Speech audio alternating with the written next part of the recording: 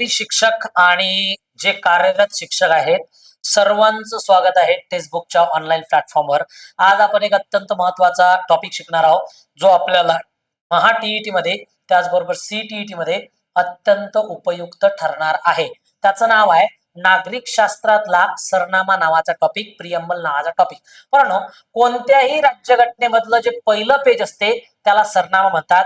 तुम्ही शिकवताना किंवा भविष्यात मुलांना शिकवताना सरनामा हा नक्की शिकवणार आहात, ज्याच्यामध्ये आपल्याला दिसते बाबा आम्ही भारताचे लोक, भारताचे एक सार्वभौम समाजवादी धर्मनिरपेक्ष लोकशाही प्रजासत्ताक घडवण्याचा व त्यातील नागरिकात सामाजिक आर्थिक राजकीय न्याय विचार अभिव्यक्ती श्रद्धा धर्म उपासना याच्या स्वातंत्र्य दर्जाची संधीची समानता व्यक्तीला प्रतिष्ठा राष्ट्राची एकता अखंडता सुनिश्चित करणारी बंधुता आमच्या संविधान सभेत आज दिनांक 26 नोव्हेंबर 1949 रोजी या ठिकाणी संविधान अंगीकारत आहे. अशा प्रकारची जी सरनामा आपला प्रियम्बल आहे याची सुरुवात झाली कुठून? ओके, बघा याची सुरुवात जर आपण या ठिकाणी गेली आपल्या संविधानामध्ये जर गेलो तर याची सुरुवात आपल्याला असं दिसते की साधारणतः सरनाम्यामध्ये 13 डिसेंबर 1946 ची गोष्ट पंडित जवाहरलाल नेहरूंनी उद्देश पत्रिकेचा ठराव मांडला. काय मांडला? उद्देश पत्रिकेचा ठराव. आणि त्या उद्देश पत्रिकेच्या ठरावानुसार सांगण्यात आलं बाबा सरनामा कसा तयार झाला. तर ध्यानात ठेवा, भारतीय राज्यघटनेचा जो सरनामा आहे याला तारीख आपण जर बघितली आपल्या राज्यघटनेची तर आपली राज्यघटना 26 नोव्हेंबर 1949 ला लागू झाली. पण सरनाम्याचा इतिहास जर आपण बघितला तर तारीख या ठिकाणी मी देतो तुम्हाला की बाबा तारीख होती 13 डिसेंबर 1946 आणि या तारखेला उद्देश पत्रिकेचा ठराव या ठिकाणी मांडण्यात आला. उद्देश पत्रिकेचा ठराव कोणी मांडला? पंडित नेहरू यांनी उद्देश पत्रिकेचा काय मांडला रे? ठराव या ठिकाणी मांडला. कळलं? हा, मग अशा प्रकारे राज्यघटनेचे स्थान प्रारंभाचा भाग लक्षात घ्या आपल्याला संपूर्ण दिसून येतो. सुरुवातीला असं म्हटलं की सरनामा हा आपल्यामध्ये सरनाम्याची सुरुवात कुठून होते? बघा, सरनाम्याची सुरुवात होते आम्ही भारताचे लोक. काय रे बाबा? आम्ही भारताचे लोक. आपण हा जो शब्द आहे हा कोण्या देशाकडून घेतला असं जर विचारलं, याच वर्षीच्या कंबाईनला सुद्धा विचारलं होतं, तर हा शब्द आपण अमेरिका देशाकडून या ठिकाणी घेतलेला आहे. आणि ध्यानात ठेवायचं की 13 तारखेला जो मांडलेला आपला सरनाम्याचा उद्देश पत्रिकेचा ठराव होता तो किती तारखेला स्वीकृत झाला? तर तुम्ही करायचं 22 जानेवारी 1947 ला हा ठराव पारित झाला होता आणि तोच पंडित जवाहरलाल नेहरू यांच्याद्वारे सरनामा अशा प्रकारे दाखवल्या गेलेला आहे. लक्षात, अशा प्रकारे ह्या गोष्टी आपल्याला महत्वाच्या दिसतात. आम्ही भारताचे लोक हे आपल्याला या ठिकाणी दिसून येते. बरं, सरनाम्यामध्ये प्रमुख घटक कोण आहेत? बघा, आम्ही भारताचे लोक काय सार्वभौम सत्ता जनतेमध्ये निहित आहे आणि संविधान जनतेला स्वतःच दिलेले आहे. म्हणजेच मला काय म्हणायचं आहे, या सरनाम्याला आपल्याला महत्व भेटलं, पण या सरनाम्यामध्ये नेमकं काय काय आहे? तर काही या सरनाम्यामध्ये उद्दिष्टे आहेत, कशा प्रकारचे टीईटीला आतापर्यंत प्रश्न आले आहेत तेही आपण या ठिकाणी पाहूया, आणि काही महत्वाचे शब्द या ठिकाणी आहेत. उदाहरणार्थ आपण या ठिकाणी बघूया की बाबा तारखा कोणकोणत्या ध्यानात ठेवायच्या. तारखा मी सांगतो तुम्हाला. उद्देश पत्रिकेची पहिली तारीख ते म्हणजे पंडित जवाहरलाल नेहरू यांनी किती तारखेला मांडला ती तारीख तुम्हाला या ठिकाणी ध्यानात ठेवावी लागते. कोणती तारीख? ती तारीख. ओके, साधारणतः ती मी तुम्हाला या ठिकाणी पाठ करून सांगितलेली आहे. बरं, दुसरा मुद्दा जर मला या ठिकाणी बोलायचा झाला, 22 जानेवारी 1947 ची तारीख तुम्हाला पाठ ठेवावी लागते. 26 नोव्हेंबर 1949 ला भारताचं संविधान लागू झालं आणि 26 जानेवारी 1950 ला भारतीय राज्यघटना लागू झाली, हे आपल्याला या ठिकाणी दिसतंय. तर आपण आम्ही भारताचे लोक याच्यापासून सुरुवात करतो. संविधानाचं पहिलं पेज म्हणजे काय बाबा? सरनामा होय. ओके, मग आता सरनाम्यामध्ये आपल्याला सरनाम्याचे महत्व काय आहे बघा. सरनामा हा राज्यघटनेचा पाया आहे. ओके, दुसरी गोष्ट, नागरिकांना मार्गदर्शन करण्याचं काम सरनाम्याचं आहे. राजकारणाची दिशा ठरवण्याचं काम सरनाम्याचं आहे. ओके, राष्ट्रीय एकता आणि अखंडता निर्माण करण्याचं काम कोणाचं आहे? त्यात सरनाम्याचं आहे. थोडस इकडे गेलो तर सरनाम्यामधले महत्वाचे शब्द आपल्याला पाहावे लागतील. बघा, सरनाम्यामध्ये काही मूलभूत तत्व आपल्याला दिलेली आहेत, ती 5 आहेत. तुम्ही ध्यानात ठेवा, मूलभूत तत्व सरनाम्यामध्ये कोणती दिलेली आहेत? तर 5 या ठिकाणी दिलेली आहेत. आणि त्या तत्वांचं नाव कोणकोणतं आहे? तर ते आहेत न्याय. लक्षात घ्या, क्रमाने या ठिकाणी आपल्याला ध्यानात ठेवायचं आहे. न्याय, स्वातंत्र्य, समता, बंधुता आणि एकात्मता अशा प्रकारचे महत्वाचे आपल्याला स्थान या ठिकाणी देण्यात आलं आहे. पहिले न्याय, आणि मग या शब्दांना मर्म जर आपल्याला या ठिकाणी लावायचं असेल तर कोणत्या कोणत्या गोष्टी याच्यामध्ये आहेत ते आपण या ठिकाणी पाहणार आहोत. बघा, भारताच्या स्वरूपामधला पहिला स्वरूप आहे तो म्हणजे समाजवादी सार्वभौम. बघा, पहिला मुद्दा जर आपण या ठिकाणी बघितला तर आपल्या सरनाम्याचे जे आदर्श आहेत ते आहेत सा, स, ध, लो आणि ग. सा, स, ध, लो, ग. म्हणजे काय रे? सा म्हणजे सार्वभौम, स म्हणजे समाजवादी, ध म्हणजे धर्मनिरपेक्ष, लो म्हणजे लोकशाही आणि ग म्हणजे गणराज्य. कळलं? मग सार्वभौम म्हणजे काय? भारत कोणत्याही देशाच्या अधीन नाही, अंतर्गत व बाह्य निर्णयाच्या अधीन नाही, याला सार्वभौम म्हटलं जाते. ओके, बरं. त्याच्यानंतर एक शब्द येते समाजवादी. समाजवादी म्हणजे नेमकं काय? समाजवादी जर आपण बघितलं तर 42वी घटना दुरुस्ती 1976 ने हा शब्द टाकण्यात आला. मूळ राज्यघटनेमध्ये असा कोणता शब्द भारतीय राज्यघटनेमध्ये नव्हता, हा टाकण्यात आलेला आहे. 3 शब्द टाकले 42व्या घटना दुरुस्तीने. 3 शब्द 42वी घटना दुरुस्ती 1976 ने टाकण्यात आलेले आहेत. कोणकोणते सर? एक समाजवादी नावाचा शब्द, एक धर्मनिरपेक्ष नावाचा शब्द, धर्मनिरपेक्ष, आणि एक अखंडता म्हणजेच एकात्मता. ओके, हा शब्द राज्यघटनेत टाकण्यात आलेला आहे, सरनाम्यात टाकण्यात आलेला आहे. तर 3 शब्द ध्यानात ठेवा. समाजवादी म्हणजे काय? सामाजिक आणि आर्थिक समानता भारतात निर्माण करायची आहे, गरिबी कमी करायची आहे आणि कल्याणकारी राज्य या ठिकाणी उभारायचे आहे. यालाच काय म्हणतात? समाजवाद म्हणतात. आपला समाजवाद रशियासारखा नाही, आपला समाजवाद भारताचा समाजवाद भारतासारखाच आहे, असं स्पष्ट मत इंदिरा गांधींनी या ठिकाणी मानलं होतं. त्याच्यानंतर येते सेक्युलरिझम, दॅट इज अ धर्मनिरपेक्षपणा. म्हणजे काय?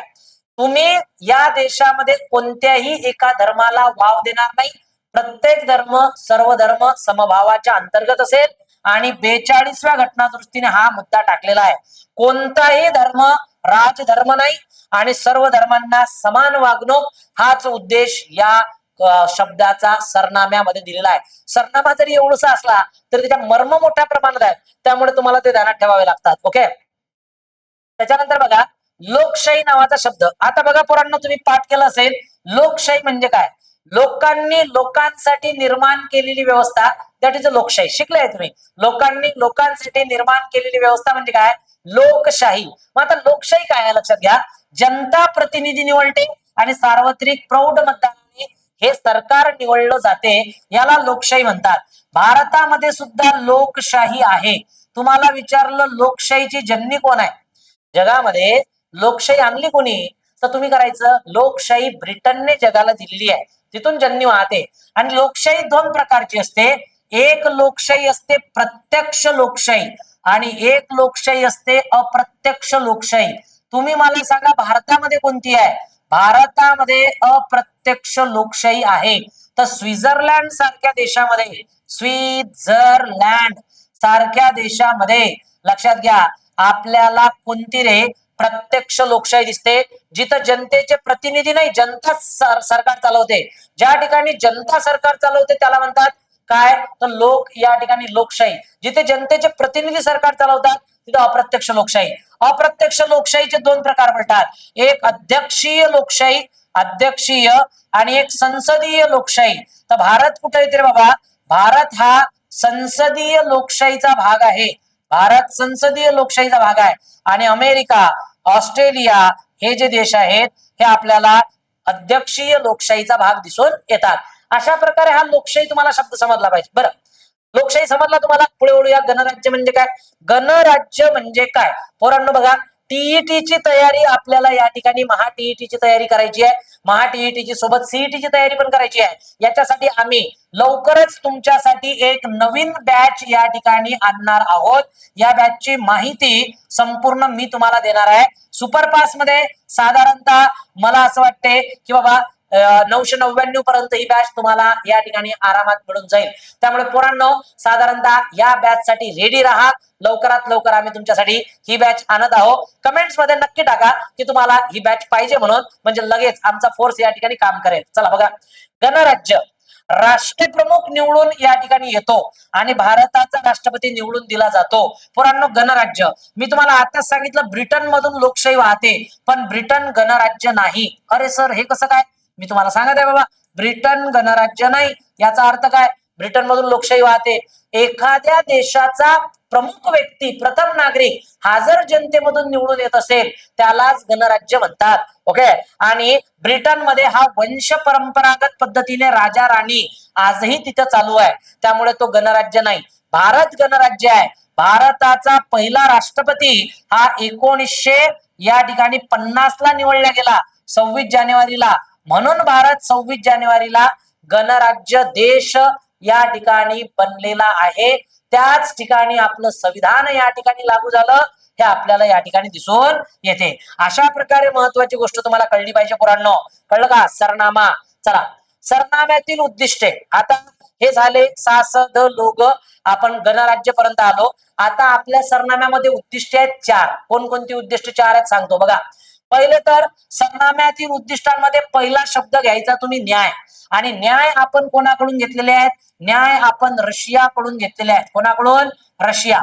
3 प्रकारचे न्याय आहेत: सामाजिक न्याय, आर्थिक न्याय, राजकीय न्याय. याच्यावरचे प्रश्न मी पुढे घेतो. शिकवलं की लगेच तुम्हाला सारे प्रश्न कळून येतील. ओके. सामाजिक, आर्थिक आणि राजकीय न्याय आपल्याला या ठिकाणी दिसतात आणि आपण रशियाकडून घेतलेले आहे. सामाजिक न्याय म्हणजे काय? समाजामध्ये सर्वांना समान वागणूक असली पाहिजे, समान दर्जा असला पाहिजे. आर्थिक न्याय म्हणजे सर्वांचे वेतन वगैरे, ओके, लोकांकडे पैसा त्या प्रकारचा समान स्वरूपात राहिला पाहिजे. श्रीमंतांकडून टॅक्स घ्यायचं, गरिबांना वाटायचं. ओके. राजकीय न्याय म्हणजे मतदानाचा अधिकार सर्वांना असायला पाहिजे, निवडणुकीला उभा राहण्याचा अधिकार सर्वांना असायला पाहिजे. याला म्हणतात सामाजिक, आर्थिक, राजकीय न्याय. याचा क्रमपाठ करून ठेवायचा. पोरांनो, स्वातंत्र्याबद्दल बोलू. पहिलं आहे न्याय, दुसरं आहे स्वातंत्र्य. आणि स्वातंत्र्य भारताला किती प्रकारचे दिलेले आहेत सरनाम्यात? 5 प्रकारचे स्वातंत्र्य. एक, तुम्हाला विचार करण्याचे स्वातंत्र्य आहे, लक्षात घ्या. सोबत तुम्हाला या ठिकाणी अभिव्यक्ती स्वातंत्र्य आहे, म्हणजे मत मांडण्याचे. तुम्हाला एखाद्या धर्मावर वगैरे विश्वास ठेवण्याचा अधिकार आहे, श्रद्धा त्याची करण्याचा अधिकार आहे, उपासना करण्याचा अधिकार आहे. उपासना म्हणजे वागणूक. ओके. दाढी काढणे, मिशी ठेवणे किंवा टीका लावणे, गाठी घालणे, ओके, अशा प्रकारची जी वेशभूषा आहे त्याला उपासना म्हणतात. असे अधिकार तुम्हाला संविधानाच्या सरनाम्यामध्ये देण्यात आलेले आहेत. हे तुमचे काय आहेत रे बाबा? स्वातंत्र्य आहेत. आणि आपण स्वातंत्र्य, समता आणि बंधुता हे 3 शब्द फ्रान्स कडून घेतलेले आहेत. कोणाकडून? फ्रान्स. ध्यानात ठेवा. स्वातंत्र्य, समता, बंधुता फ्रान्स कडून घेण्यात आलेले आहेत. ओके. समता बघा. समता म्हणजे काय? इक्वॅलिटी. पहिले न्याय, मग न्याय किती? सामाजिक, आर्थिक, राजकीय. ओके. स्वातंत्र्य किती? विचार, अभिव्यक्ती, विश्वास, श्रद्धा आणि उपासना. ओके. आणि आता समानता. कायद्यापुढे समानता, संधीची समानता, दर्जाची समानता आपल्याला या ठिकाणी दिसते. ह्या समानता आपल्या सरनाम्याने आपल्याला या ठिकाणी द्यायच्या आहेत. म्हणजे इक्वल ऑल, जे काही लोक आहेत ते सर्वांसाठी इक्वल आहेत. इक्वल सर्वांसाठी कायदा असला पाहिजे, अशी तरतूद आपल्या सरनाम्यात दिलेली आहे. आणि बंधुता, that is a fraternity. Okay. लक्षात घ्या, आपला देश हा एकत्र आहे. आपण सारे बंधुभावानं राहिलं पाहिजे. राष्ट्रीय एकात्मता सर्वात वरती आहे. देश सुरक्षित तर सारा जग सुरक्षित. व्यक्तीची प्रतिष्ठा सर्वात व्यक्ती आहे. आणि राष्ट्राची एकता आणि अखंडता हा शब्द आपण 42वी घटना दुरुस्ती 1976 ने टाकलेला आहे. अशा प्रकारे 3 शब्द सरनाम्यामध्ये आपण टाकले. समाजवादी, धर्मनिरपेक्ष आणि एकात्मता किंवा अखंडता हे शब्द या ठिकाणी टाकण्यात आलेले आहेत. कळलं? बघा, 42व्या घटना दुरुस्तीने टाकलेले 3 शब्द कोणते कोणते? समाजवादी, धर्मनिरपेक्ष, अखंडता. आणि परीक्षेत हा मुद्दा वारंवार विचारला जातो. बर, सरनाम्याची वैशिष्ट्ये काय बघा.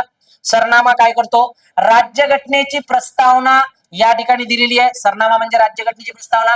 राज्यघटनेचे उद्दिष्ट याच्यामध्ये दिलेले आहेत. 4 उद्दिष्टांचा क्रम सांगा कसा दिसाल? न्याय पहिला, त्याच्यानंतर स्वातंत्र्य दुसरा, ओके, त्याच्यानंतर समता तिसरा आणि चौथा बंधुता असे तुम्ही क्रम या ठिकाणी सांगायचे. ठीक आहे. बरं, लोकसत्तेची घोषणा करते, लोकशाहीची मूल्ये स्पष्ट करते, भारतीय राज्याचे स्वरूप या ठिकाणी सांगते आणि मूलभूत अधिकार आणि राज्याच्या धोरणात्मक दिशांना, धोरणात्मक मार्गदर्शक तत्वांना दिशा देण्याचं काम सरनामा करतो. कळलं? मग अशा प्रकारे हा सरनामा आपली राज्यघटना एका एका पानामध्ये संपूर्ण सांगण्याचं काम हा सरनामा करतो. कळलं का? सरनाम्यामध्ये सरनामा समजण्याची किल्ली, लक्ष, संविधान समजण्याची किल्ली म्हणजे काय? संविधानाला समजण्याची किल्ली म्हणजे सरनामा होय. लोकशाहीच्या मूल्याचे रक्षण करण्याचं काम सरनाम्यामध्ये दिलेलं आहे. पुराण एक खटला ध्यानात ठेवा की सरनामा संविधानाचा भाग आहे की नाही. आता हा खटला उद्भवला, सर्वोच्च न्यायालयाने निर्णय दिला सरनामा संविधानाचा भाग नाही. कोणत्या खटल्यात? बेरुबेरी युनियन केस 1960. मी पुन्हा सांगत आहे, बेरुबेरी या खटल्यामध्ये साधारणतः सुरुवातीला सर्वोच्च न्यायालयाने सांगितलं सरनामा राज्यघटनेचा भाग नाही. आता तुम्हाला प्रश्न आला, सरनामा संविधानाचा भाग नाही असे कोणत्या खटल्यात सांगण्यात आले? तुम्ही लगेच करायचं की बाबा रे, असे आपल्याला या खटल्यात सांगण्यात आले, बेरुबेरी खटला 1960 मध्ये. पण सर्वोच्च न्यायालयाने आपला निर्णय बदलवला. कधी बदलवला? केशवानंद भारती केस 1973 मध्ये याने आपला निर्णयच बदलून टाकला. पोरांनो, यांनी निर्णय केला की सरनामा हा संविधानाचा भाग आहे, संसद सरनाम्यात दुरुस्ती करू शकते आणि मात्र राज्यघटनेची मूलभूत रचना बदलवता येणार नाही. अशा प्रकारचे निर्णय दिले. केशवानंद भारती खटला 1973चा आहे आणि मग 76 मध्ये 42वी घटना दुरुस्ती केली आणि 3 शब्द टाकण्यात आले. आजपर्यंत सरनाम्यामध्ये एकच वेळा घटना दुरुस्ती झालेली आहे. त्याच्यानंतर कोणतीच घटना दुरुस्ती आजपर्यंत यामध्ये झालेली नाही. तर ध्यानात ठेवा, संविधानाचा स्वीकार झाला 26 नोव्हेंबर 1949 ला. अंमलबजावणी झाली आपल्या संविधानाची 26 जानेवारी 1950 ला. समाजवादी, धर्मनिरपेक्ष आणि अखंडता हे शब्द टाकले 42व्या घटना दुरुस्तीने. ओके. सर्वोच्च निर्णय केशवानंद भारती खटल्यामध्ये 1973 ला आणि राज्यघटनेचा स्रोत भारताचे लोक आहेत. कळलं? आम्ही भारताचे लोक, वी आर दी इंडियन्स हा शब्द आपण अमेरिकेकडून घेतला, वी आर दी अमेरिकन सारखा. आता प्रश्न बघा, काही एक्झामला ही प्रश्न ऑलरेडी आलेली आहेत. जर समजा अशी प्रश्न आली, भारतीय राज्यघटनेचा सरनामा कशाला म्हणतात? तर सरनामा म्हणजेच काय? प्रस्ताविका. हिला प्रियम्बल पण म्हणतात, सरनामा पण म्हणतात, उद्देशिका पण म्हणतात. ओके. अशा प्रकारे आपल्याला शब्द दिसून येतात. बरं, त्याच्यानंतर बघा, आम्ही भारताचे लोक या शब्दावरून काय स्पष्ट होते? आम्ही भारताचे लोक यावरून हे स्पष्ट होते की बाबा राष्ट्रपती, जनता काय आहे? जनता सार्वभौम आहे. जनता, आम्ही भारताचे लोक, आम्ही सर्व सार्वभौम व्यक्तिमत्व या ठिकाणी आहोत. बरं, आणखी काय प्रश्न आहेत लक्षात घ्या. सरनाम्यात समाजवादी शब्द कोणत्या घटना दुरुस्तीने टाकला? 42वी घटना दुरुस्ती आपल्याला या ठिकाणी दिसून येतो. नेक्स्ट, त्याच्यानंतर जर आपण बघितलं तर आपल्याला काय दिसते? धर्मनिरपेक्ष हा शब्द कधी समाविष्ट केला? 1976 ला. ओके. त्याच्यानंतर सरनाम्यातील गणराज्य या शब्दाचा अर्थ काय होतो? राजा राज्य करतो, राष्ट्रपती निवडून येतो, संसद निवडून येते, न्यायाधीश निवडून येतात, राष्ट्रपती निवडून येतो. भारताचा राष्ट्रपती निवडून येणे म्हणजेच गणराज्य होणे असं तुम्हाला या ठिकाणी दिसलं पाहिजे. आणि अशा वेळेस तुम्ही कन्फ्युज होऊ शकता. सरनामा राज्यघटनेचा भाग आहे असे कोणत्या खटल्यात म्हणण्यात आले? केशवानंद भारती खटला. ओके. भारतीय राज्यघटनेचा सरनामा कधी स्वीकारण्यात आला? ध्यानात ठेवा, भारतीय राज्यघटनेचा सरनामा 26 जानेवारी 1950 ला या ठिकाणी लागू झालेला आहे. तुम्हाला विचारलं स्वीकारण्यात आलेला आहे. स्वीकारण्यात 26 नोव्हेंबर 1949. स्वीकारणे म्हटलं तर 26 नोव्हेंबर 1949 करायचं, लागू म्हटलं तर 26 जानेवारी करायचं. ओके. चला, याचं उत्तर होणार 26 नोव्हेंबर 1949. ओके. सरनाम्यातील न्याय किती प्रकारचे आहेत? सरनाम्यामध्ये न्याय 3 प्रकारचे आहेत, सामाजिक, आर्थिक, राजकीय. अखंडता हा शब्द कोणत्या घटना दुरुस्तीने टाकला? 42वी घटना दुरुस्ती. ओके. हा, भारताचा कोणत्याही राजधर्म नाही हे कोणत्या संकल्पनेतून स्पष्ट होते? धर्मनिरपेक्षता. चालते? पुढे पोरांनो समजून घ्या. अशा प्रकारचे प्रश्न आपल्याला सरनाम्यामध्ये होते. आणि आता सांगतो की बाबा रे, साधारणतः आपण जर या ठिकाणी एवढं केलं तर याच्या बाहेर जाण्याची आवश्यकता नाही. आम्ही लगेच तुमच्यासाठी एक छान अशी बॅच अशाच प्रकारे लिखित नोट्स आणि सर्व आणणार आहोत. आपल्या या बॅच मध्ये कमीत कमी फीस मध्ये तुम्हाला टीईटी, सीटीईटी आणि टेट एकाच प्लॅटफॉर्म खाली देणार आहोत. म्हणजे एकच फीस आणि 3 परीक्षा, अशा प्रकारचं स्वरूप आमचं चालू आहे. तेव्हा विद्यार्थी मित्रांनो तुम्ही दम धरा, लवकरात लवकर आपली बॅच येणार आहे. या चॅनलला सबस्क्राईब करा आणि शनिवारला आपली महा मॅरेथॉन टेस्ट आहे. शनिवारला तुम्हाला टेस्ट भेटणार आणि साधारणतः शनिवारी रात्री त्याचं एक्सप्लेनेशन तुम्हाला मिळणार आहे. तर लिंक मध्ये तुम्हाला टेस्ट सुद्धा भेटून जाईल. चला थांबतो. जय हिंद, जय महाराष्ट्र.